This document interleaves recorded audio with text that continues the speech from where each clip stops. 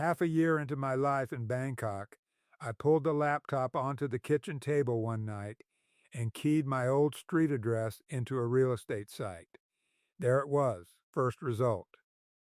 3 bedrooms, a bath and a half, that little covered porch out back where Ellen and I took our coffee on the mornings the weather was kind. Every photo from the sale still hung on the listing. The kitchen, our bedroom, the front room where we'd carried on through birthdays and Christmases and more plain nights than I ever counted. All of it right there on my screen. None of it mine. I'd let go of the house, the truck, and near everything under that roof before I ever boarded the plane to Thailand. I'd called it freedom then. Sitting alone in a rented apartment on the far side of the world. Freedom had started to feel like a room somebody had locked me into from the outside. I kept scrolling those pictures until I did a thing I'm not proud to repeat. I wrote the agent who'd handled the sale and asked, flat out, whether the new owners might sell the place back to me. She answered before I'd finished my coffee the next day. They'd only just settled in. They loved the house. Selling wasn't on the table. That was when the fear stopped being a background hum and grew teeth. For the first time since I'd left the States, it landed on me that there was no going back to the life I'd left. That life was over. And I hadn't lost it. I'd handed it away myself. The name's Dale. I was 70 the year I stuffed what was left of my life into 4 suitcases and traded Scranton, Pennsylvania, for Bangkok. Nobody made me go. I wasn't dodging a warrant or a scandal, and I sure wasn't chasing some woman off a screen. I did it because I'd talked myself into believing there was a smarter way to be old. For the first stretch, I'd have sworn it was the best call I'd made in a decade. And about 6 months in, I wanted nearly the whole thing back. I lost Ellen 4 years before Thailand. She was 71, and we'd been married 38 years. Quiet, steady, never more content than when she had something to look after. I spent most of my working years gone, 34 years hauling freight. How our own house ran was Ellen's territory, not mine. She wrote the checks. She knew which fella to call when the furnace got cranky, and half the time she'd patch the little stuff herself before I rolled in. It took her being gone for me to see it was one more way she'd been minding me all along. The house turned on me the minute she wasn't in it to hold it together. The furnace threw a fit twice that first winter. The water heater started crying rust at the seam. Half the back fence went down in a February blow. No one thing was a catastrophe, but every one was a phone call, then a wait, then a bill in the mailbox. We'd bought it young, both of us working, and it was paid off by the time she passed. Everybody reminded me how good I had it. A paid-for house, they'd say, that's your whole retirement. Nobody can touch it. I let myself believe it. What I found out is that owning the walls free and clear and being able to carry the life inside them are 2 different animals. The tax bill, the insurance, the electric, the endless small upkeep. My truck had years on it. The grocery total crept up every trip. Then the homeowner's policy jumped on me again. Understand, I wasn't broke. I had my Social Security, a modest survivor's benefit off Ellen's record, and a cushion of savings. But I'd hit the season of life where no expense arrives by itself anymore. Each drags a second question in behind it. Pay for this today, and what does that do to next year? Drop $8,000 on a furnace, and where does the roof money come from? Live another 15 years, and does the account hold out? And if it runs dry, whose spare room do I end up in? Those questions came at 1 and 2 in the morning, the house gone silent, when every dollar I was short felt twice as real as it had at supper. My daughter's out in Colorado, married, 2 kids of her own. My boy's down in Texas, pulling long hours, raising his own crowd. They phoned. They had me out for the holidays. They loved me, no doubt. But they were carrying their own note payments, their own jobs, their own kids, their own troubles. The last thing I wanted was to turn into another chore on their list, so I went to work on my own expenses. The yard service went first. I handled the grass myself until the afternoon my head went swimmy, and I had to sit down hard on the porch step and wait for the world to quit tilting. After that, I ate out less. I let the sagging end of the sofa keep sagging. I drove less. I nudged the thermostat colder. I'd hit 3 stores to price 1 cart of groceries before spending a dime that wasn't spoken for.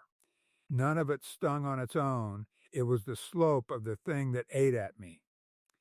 Every year, the circle I moved in pulled tighter, all to keep feeding a house that was supposed to be keeping me safe. Then a roofer stood in my driveway one Tuesday with an estimate for redoing the front slope. He talked shingles and warranties while I nodded along. Trying to look like the figure at the bottom hadn't emptied my chest. Once his truck pulled off, I sat at the kitchen table with that paper and finally asked the question I'd been walking around for years. What was I killing myself to hang on to a house built for 2, with one of us left rattling around in it? I didn't use 3 bedrooms. I hadn't set foot in Ellen's sewing room in months.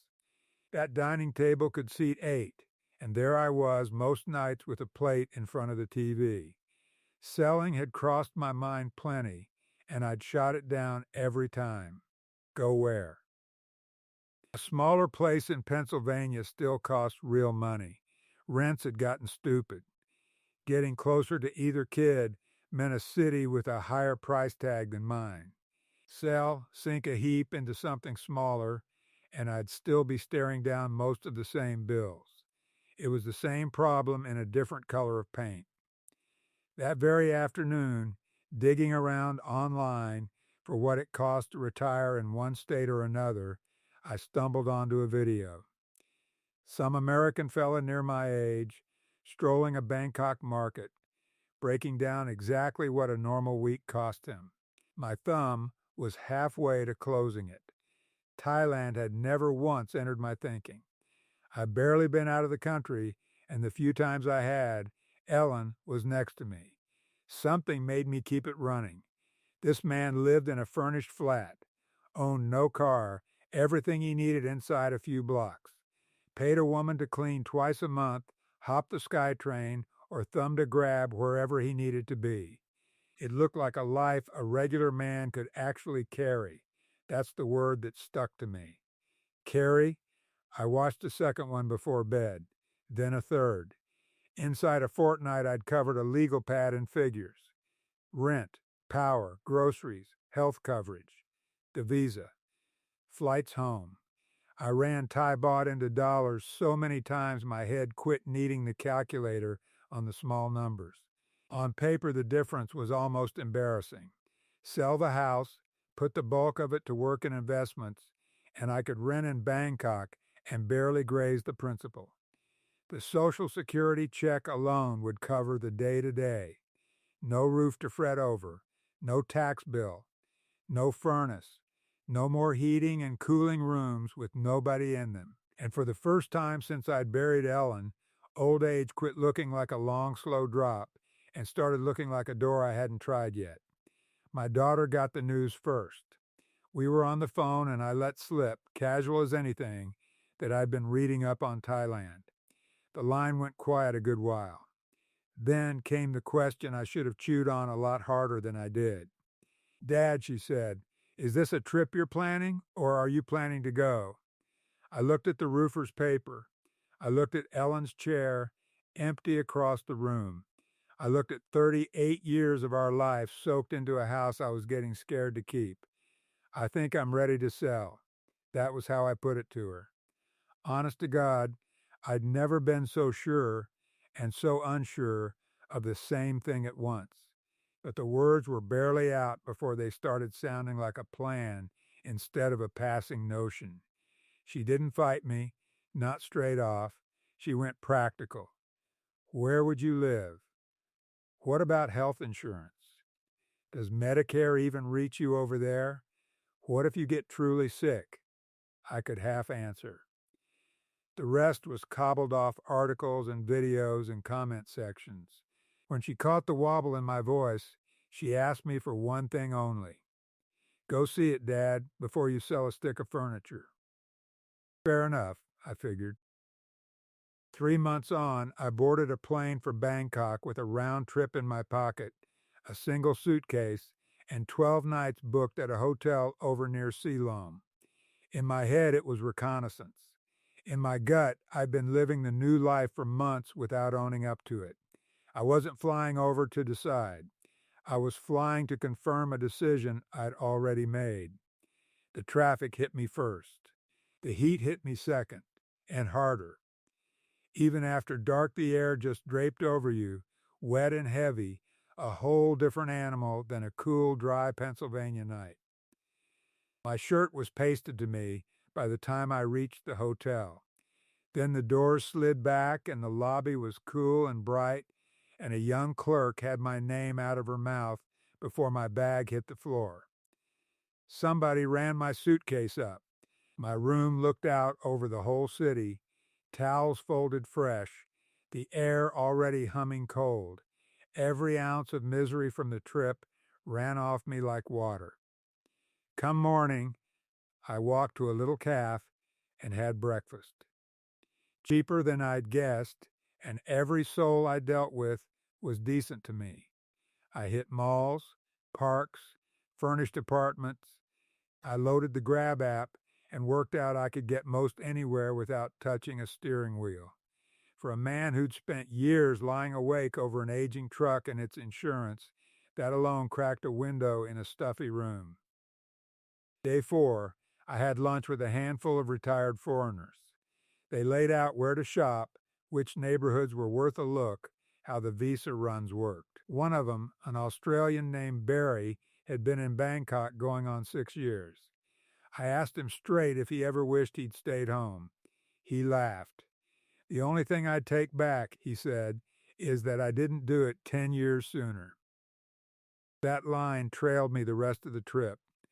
I looked at 3 apartments, one cramped, one on a road that never fell quiet. The third was a furnished one-bedroom in a newer building a short walk from the BTS Re station, a guard downstairs, a market at the door. The agent hauled the curtains open, and the room went gold with light.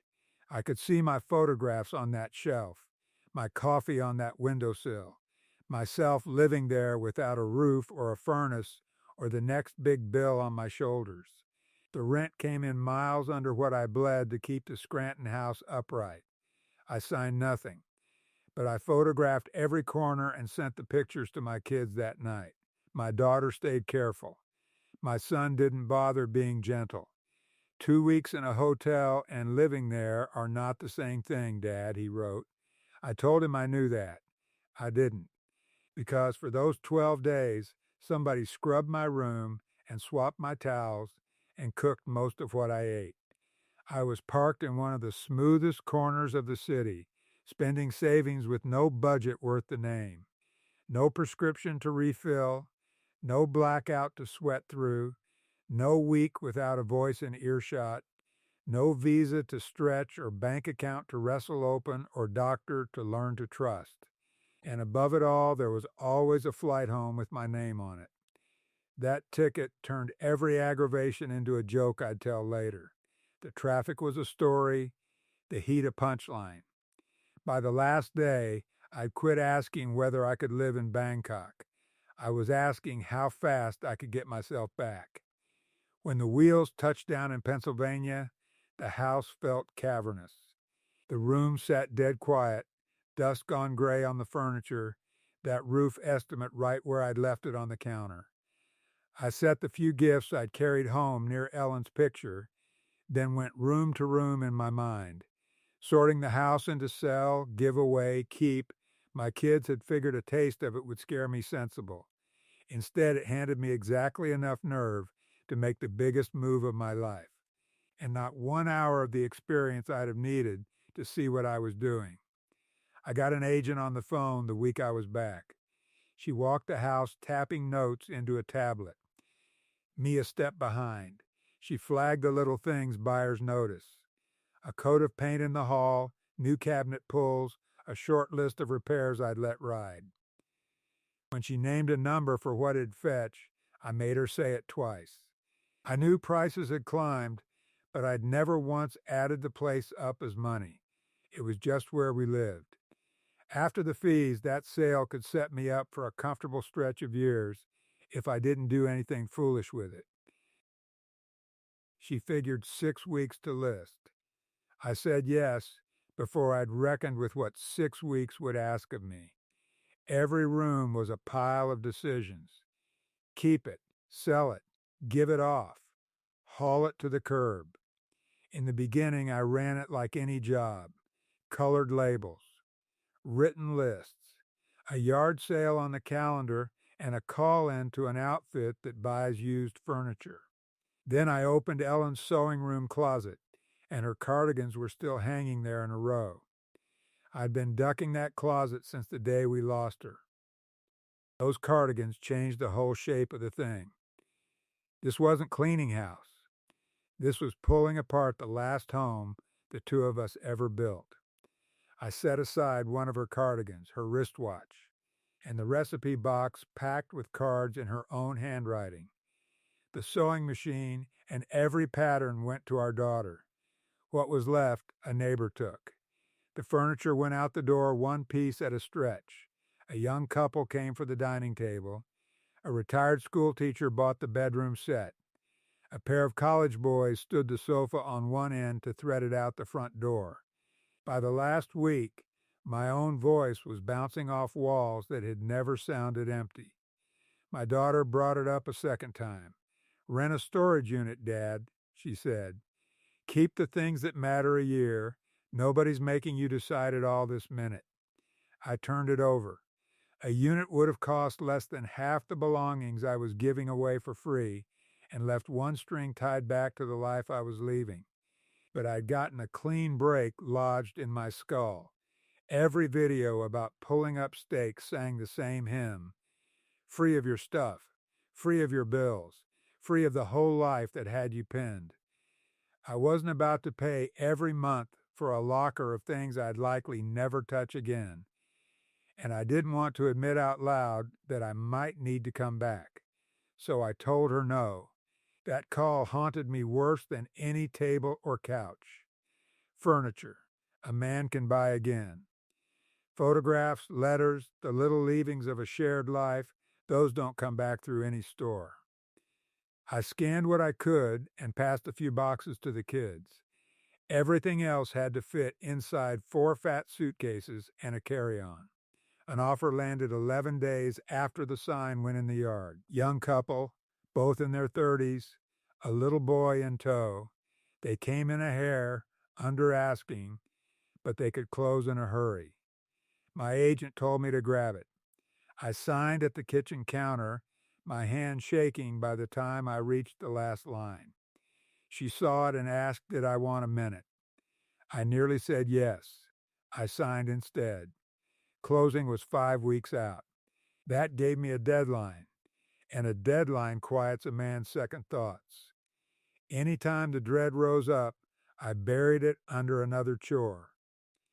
International health coverage, an account that had let me reach my money from overseas, a furnished Bangkok place booked 3 months out so I wasn't chained to a lease site unseen, a round-trip ticket since they can ask you to prove onward travel just to walk in.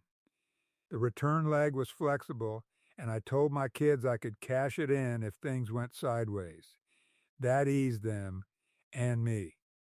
But a plane ticket is not a backup plan. It could deliver me back to America. It could not deliver me back to my house or my truck or the whole money life I'd spent a working career stacking up. The morning of the closing, I walked the empty house one last time. The bed was gone, so I'd spent the night on an air mattress. The refrigerator stood bare. My suitcases waited by the door.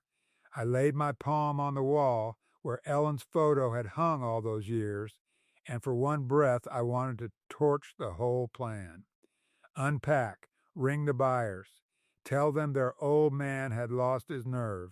Then a car pulled up to run me to the airport. I turned the deadbolt a final time and left the keys in an envelope for the realtor. Driving off, I twisted around for one last look. I'd braced for grief. What landed instead was light, and I took that as a sign I'd done right. It'd be months before I understood that, early on, relief and certainty wear the exact same face. I came into Bangkok wrung out and dragging more bags than one set of hands was built for. A worker at the airport helped me pile it all on a cart. Outside, a driver stood holding a scrap of cardboard with my name across it. On the ride in, the city streamed past my window. Motorbikes stitching between the cars and buses. Whole families balanced on a single seat. Towers rising out of a snarl of wires and signboards and people. Bangkok was louder than it had lived in my memory, and a good deal more alive. At the building, the guard grabbed my bags and rang up to say the new man had arrived. The apartment came in smaller than the photos had promised. 2 burners on the range.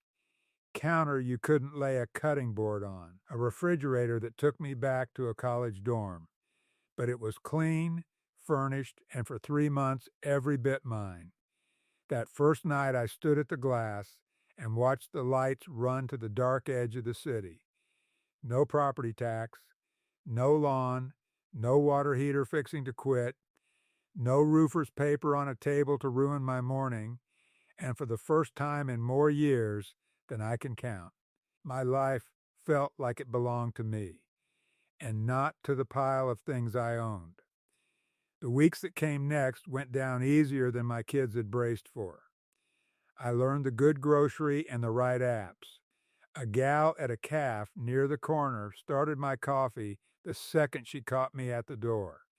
I got into an online group for foreigners living in Bangkok, and that turned into lunch with other retirees a couple times a month.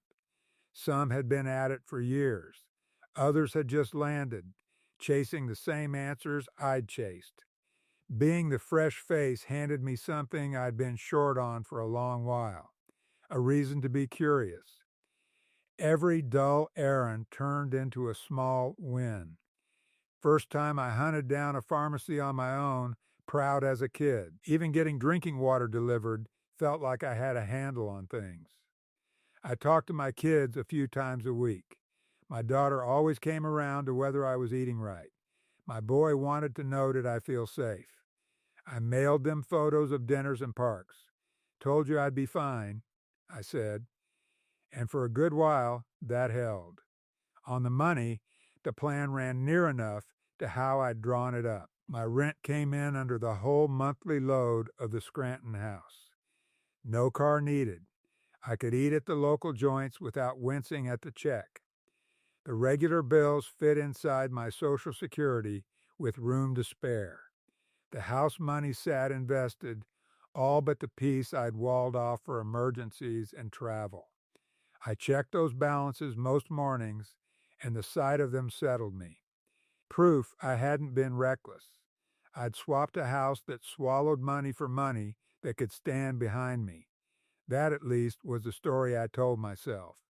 When the 3 months ran out, I put my name to a 1-year lease on another furnished place nearby. A touch roomier, a touch cheaper. Older building, but a guard, a backup generator, a market within walking distance. Signing it felt like driving a stake in the ground. I wasn't test driving Bangkok anymore. I lived here. I marked it with a few purchases. Decent pillows, a couple framed prints, a real chair for the window. Small money, but it took the temporary edge off.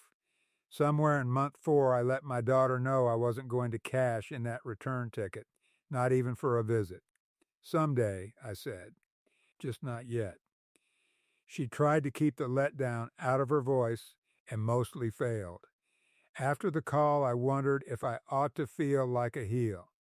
Then I glanced around the place and reminded myself I'd spent damn near my whole life bending my days around other people. The kids were grown and gone. Ellen was in the ground. Just this once, I got to build the days around what I wanted. What I'd been so afraid of, the loneliness, the strangeness, the regret, none of it had come. I felt free, bold, even. The catch I couldn't see yet was that I'd taken a good opening for a promise that the rest would come easy. The turn didn't arrive in one big scene. No blow up, no single blow that soured me on the whole thing. It crept in on the back of small aggravations that quit staying small. The air conditioning gave out during a stretch so humid you could wring the air out. The manager swore somebody would look in the morning. The repairman surfaced 2 days later, poked at the unit, and told me a part had to be ordered.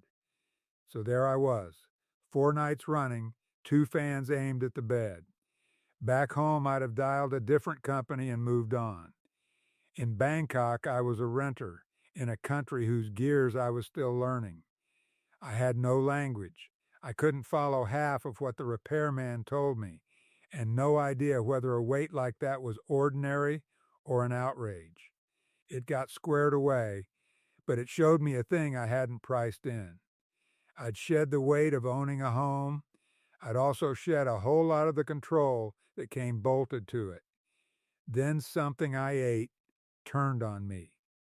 Not an emergency, but 2 solid days chained near the bathroom, unable to hold much down.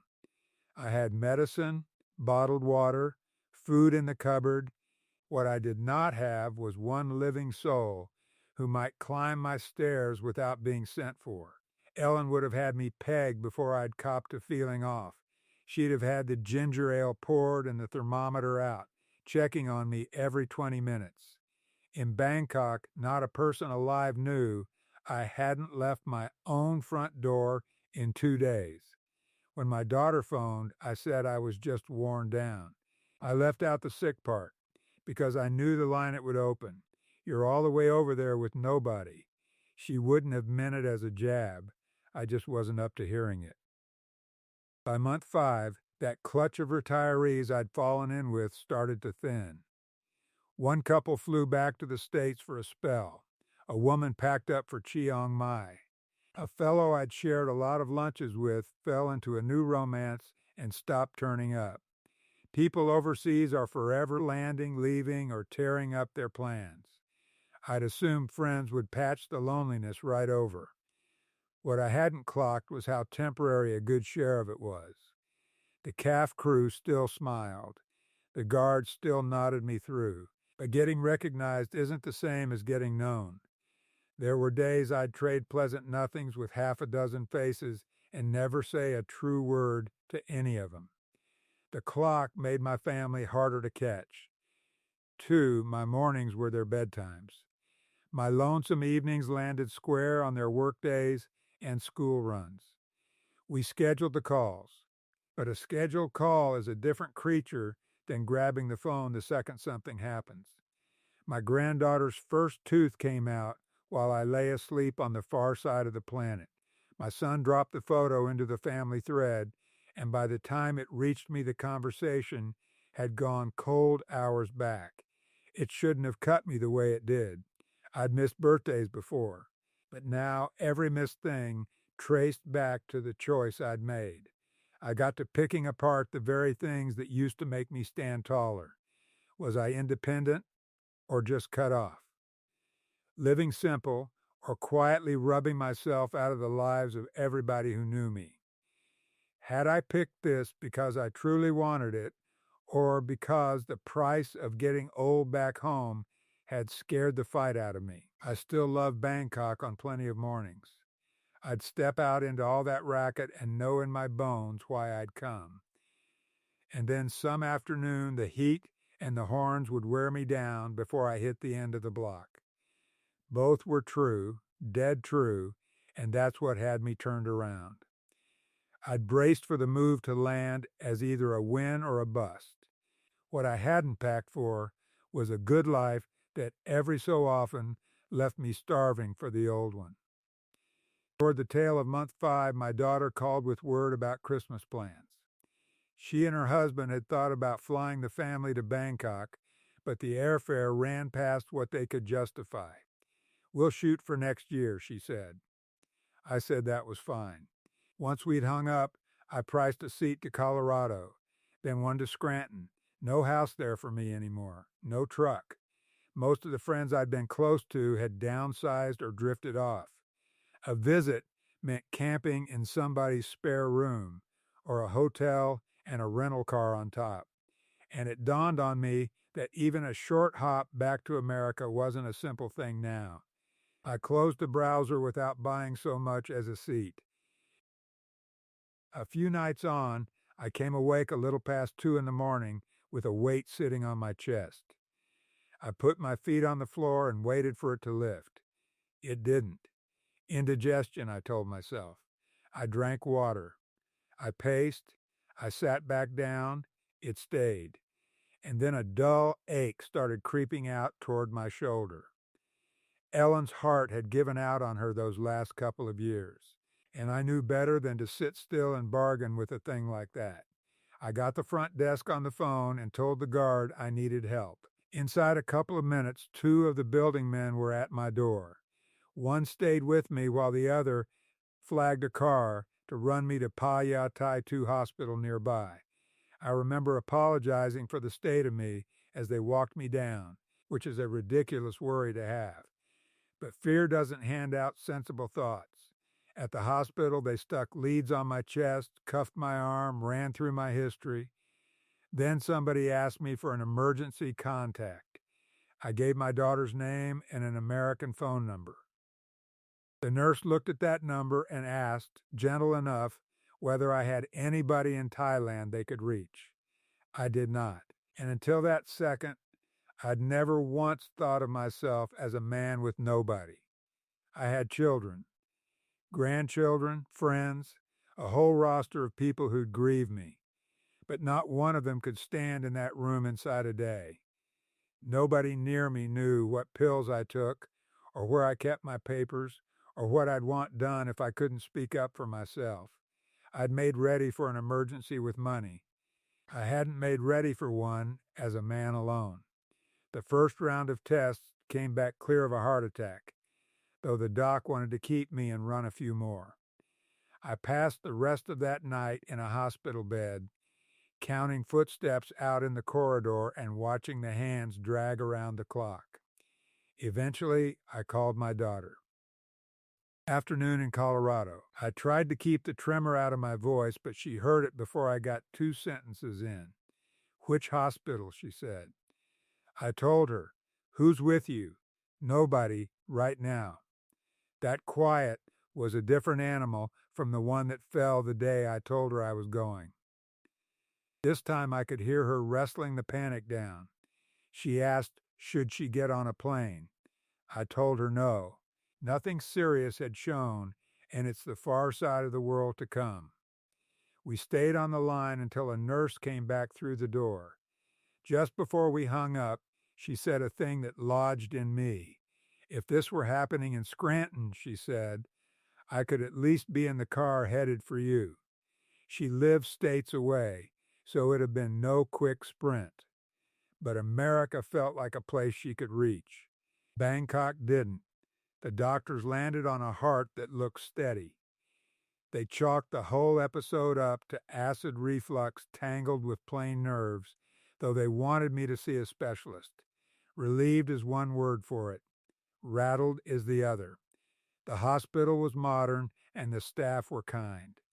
My international policy covered the eligible piece once the deductible cleared. Though I had a stack of forms to fill and a good chunk to lay out up front before I'd see a dollar of it back. The whole night ran me around 18,000 baht, a little past $500. Back in the States, you walk into an emergency room with a chest full of pressure and stay till morning. and you're into the thousands before they've even pulled a curtain. The care was never the trouble. The trouble was walking back out those doors with nobody beside me. Morning had come up by the time I made it back. The guard from the night before asked how I was keeping. I told him I was all right. Up in the apartment, the place sat exactly as I'd bolted from it. A glass of water at the bedside. Lights still burning. One slipper stranded on the floor. I dropped into the window chair and ran the other version of the night.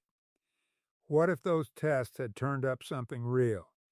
Would I have stayed in Bangkok for the treatment or limped home to America with no house, no truck, and no doctor who remembered my name? Right up to that night, I'd graded the whole move on a ledger. Rent lower, transport cheaper, savings intact, but no spreadsheet could tell me who'd be in the chair beside my bed. It couldn't tell me where a man belongs on the night he's scared. For days after, I hardly left the apartment. Every flutter behind my ribs stopped me dead. I checked my blood pressure over and over, kept the phone in reach right into the shower. My daughter phoned every day. She never once told me to come home. She didn't have to. The question had already set its hook and started to pull. One night, sleep nowhere in sight, I opened the laptop and went looking at houses in Scranton. Just curious, I swore to myself. Then I keyed in the old address, and up came the listing again. Every last photo still hanging on it. The kitchen first, then our bedroom, then that covered porch where Ellen and I had burned through so many slow mornings. For most of an hour, I roamed those pictures like the place was still mine. In the end, I dug up the email for the agent who'd sold it. My fingers hung over the keys a while. And then I wrote. I asked whether those new owners would ever think about selling the place back to me. I wrote that note 3 times over. The first came out desperate. The second had a paragraph too many. The one I sent ran a few lines. Were the buyers happy in the place, and would they consider a sale if I made a decent offer? She answered the next morning, gentle about it, which somehow made it harder to swallow. The new owners loved the house. They'd already put fresh paint on 2 rooms and enrolled the boy at a school down the road. There wasn't a reason on earth for them to go. And she warned that even if they'd entertain it, buying it back would run well north of what I'd cleared after the sale. I read that message more than once. Naturally, they didn't want out. To them, the house had never been a blunder to reverse. It was where their life was just getting started. I pulled up a real estate site and scrolled the old streets. Houses like mine listed higher than I'd have figured. Interest rates made borrowing dear, and getting a mortgage for a 70-year-old on retirement income was no sure thing. I had the money from the sale, but the bulk of it was working, throwing off income. Peel off a big slice to buy another house, and I'd land right back in the hole I'd climbed out of.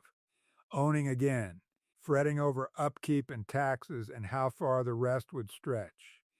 Renting was cold comfort too. Anything clean and safe cost a fortune next to my Bangkok place, plus deposits, fees, proof of income. And then the rest of it, a truck. Furniture, a kitchen's worth of odds and ends. Insurance, a bed. Towels, for God's sake. I'd spent months shoving all that out the door, sure my belongings were the ball and chain. Now every missing thing was one more line I'd have to buy back. That's where the panic got too big to keep a lid on. I started pinning it all on Bangkok. The traffic, the noise, the distance from my kids. That night in the hospital, things I'd once shrugged off as manageable turned into proof I'd blown up my own life. I set the ugliest hours in Bangkok against the sweetest ones in Scranton. I remembered coffee on the porch and left out the roofer's paper. I remembered Ellen fussing in her flower beds and left out the years I'd spent alone in that house after she was gone.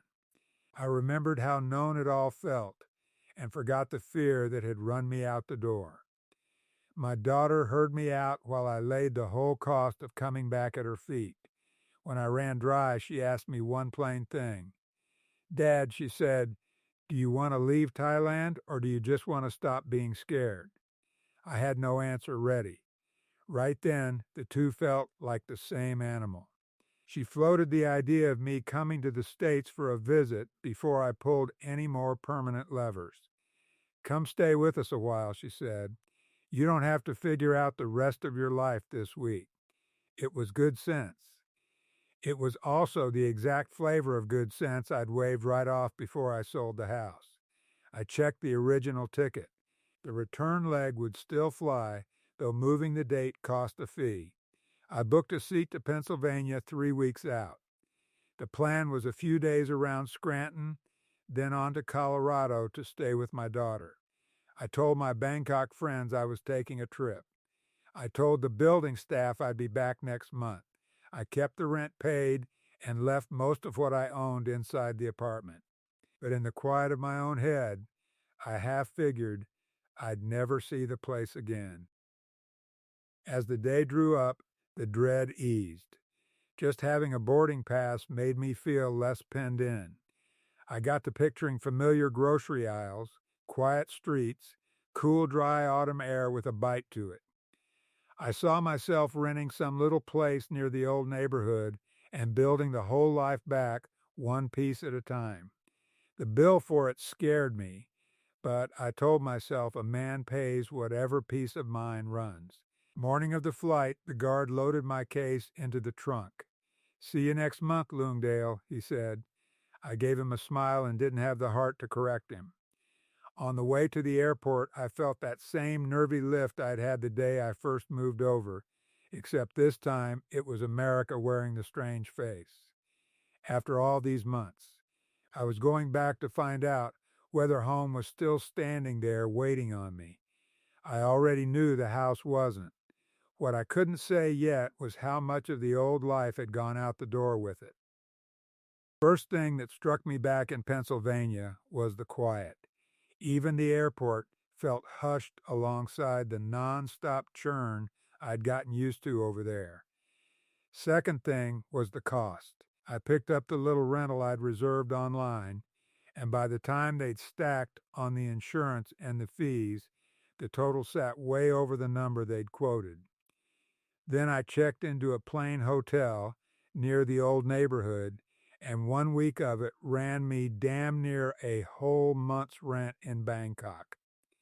I'd known the numbers going in, but watching them hit my account made the notion of moving back for good feel different. Next morning I drove roads I'd known half my life. From a distance it all read familiar. Up close, the changes stacked up. A diner Ellen and I used to hit had shut its doors. Construction tore up an intersection I used to roll through on autopilot. I met my old neighbor Peggy for lunch. She hugged me and fired off 100 questions about Thailand. And for an hour I caught myself defending the very life I'd been fixing to give up. I told her about the calf that had my order down cold, and the guards who greeted me by name, and how easy I got around with no car at all. When Peggy asked flat out, was I happy over there, I hitched. "Most of the time," I said. She gave a slow nod. "Sounds about like any place then after we ate." She told me she meant to sell her own house next year and move nearer her sister. Another neighbor had gone into assisted living. A couple down the block had left after one of them took sick. I'd pictured coming home to the neighborhood I'd walked away from, but that neighborhood was moving on, with me or without me. Later that day, I drove out past the old house. Just the once, I promised myself. Instead, I rounded the block and came at it again. The outside looked about the same, though somebody had set 2 big planters by the front door now, and a kid's bike leaned against the garage. I pulled over down the street. A woman came out with a sack of trash, a little boy trailing her, running his mouth about something I couldn't make out. They belonged there.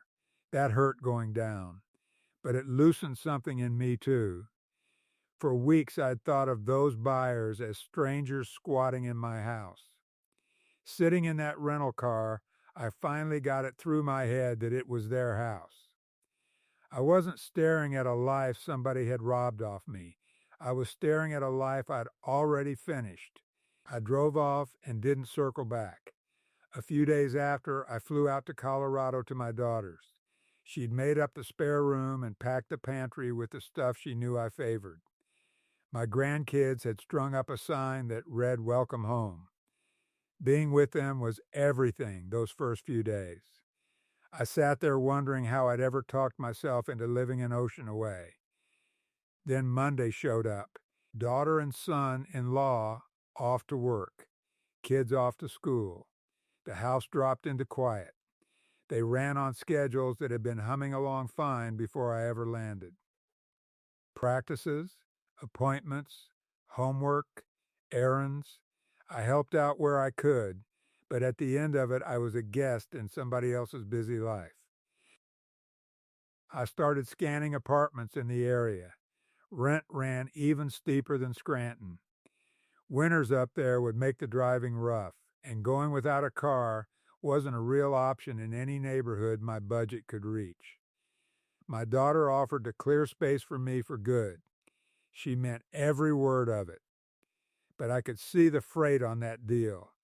Her home office would have to clear out. The kids would double up. Their whole rhythm would warp around the old man. I'd left Scranton partly so my last years wouldn't turn into my kids' job. Moving in because I'd lost my nerve would build the exact future I'd been sprinting away from. One evening, after the rest of the house had gone down, she and I sat at her kitchen table. She asked had I sorted out what I was going to do. I figured coming back would hand me the answer plain, I told her. And it did. I looked around that kitchen of hers. It was good being there. I loved knowing that if the floor ever gave way, family sat 15 minutes down the road. But I also missed my chair at the Bangkok window. I missed the morning walk down for coffee. I even missed the noise I used to bellyache about. No, I told her. It made the whole thing more tangled, not less. Which wasn't the full truth. The visit had shown me one thing clean as glass. I hadn't been desperate to reclaim the old life. I'd been desperate to know the choice was still mine to make. I stayed on in Colorado close to a month. Somewhere in there, I quit trying to settle a forever question on the strength of whichever place I happened to ache for that day. Instead, I wrote out, in black and white, what had actually scared me in Bangkok. The hospital, the distance from my people, having no trusted soul nearby in an emergency, the cost and trouble of rebuilding a life on American soil. Not a line of it would evaporate just because I picked one country over the other, but some of it could be handled if I'd quit pretending that guts meant leaving myself no road home. I got my insurer on the phone and asked a mountain of questions about emergency care, admissions, reimbursement. I called Pa Ya Tai Tu and set a follow-up with a specialist. I talked to Barry, the Australian, and he steered me to a local group where older foreigners traded emergency contacts and real information. My daughter and I built a folder, copies of my passport, my policy, my medications, my money situation. I gave her the access she'd need if I ever couldn't run my own affairs.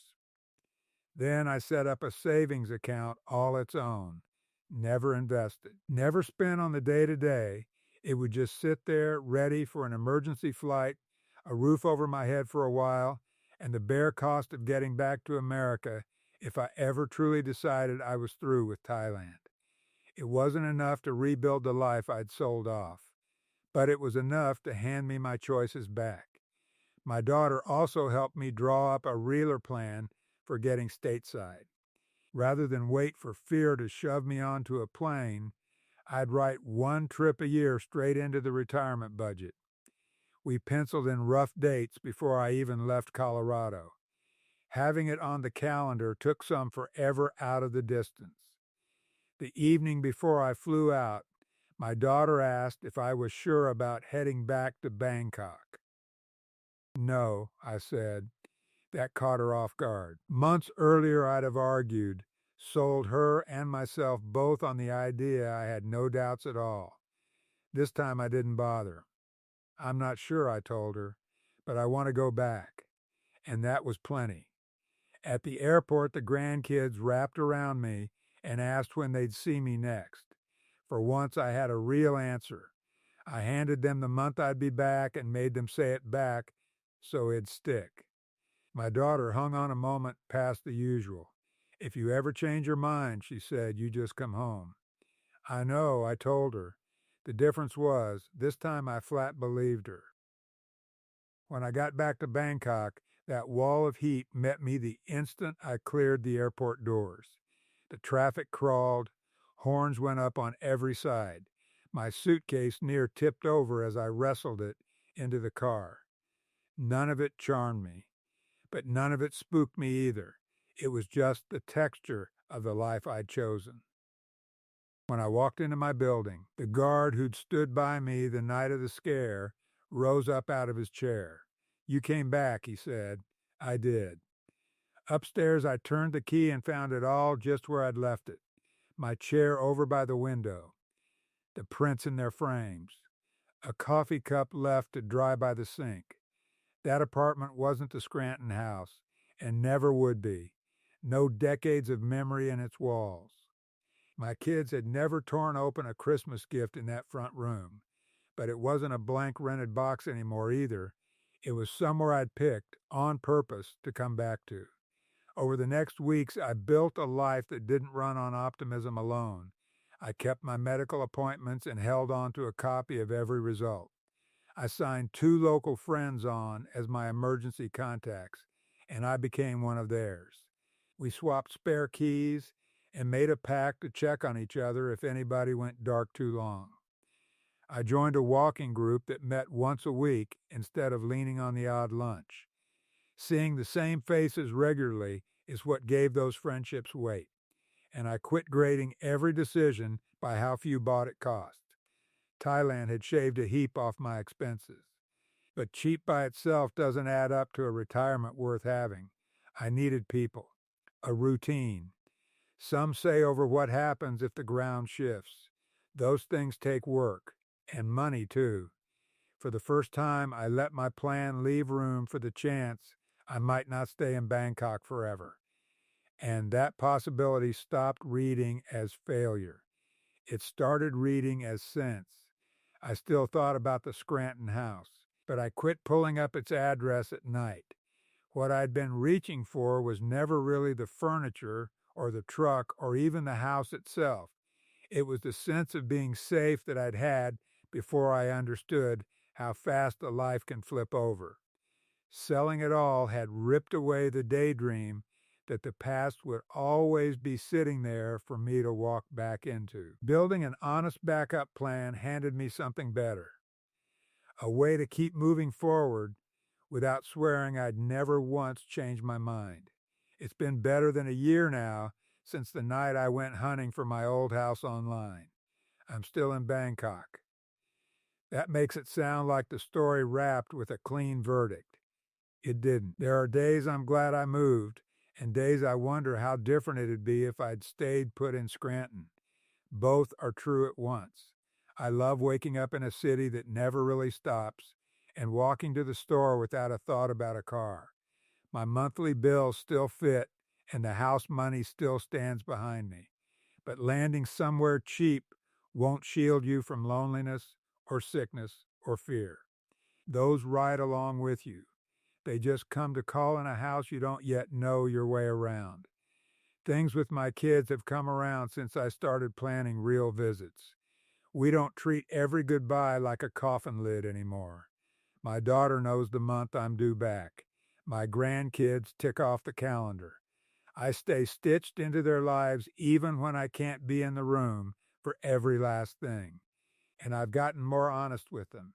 If I'm scared, I say it. If I'm ailing, I don't dress it up as tired.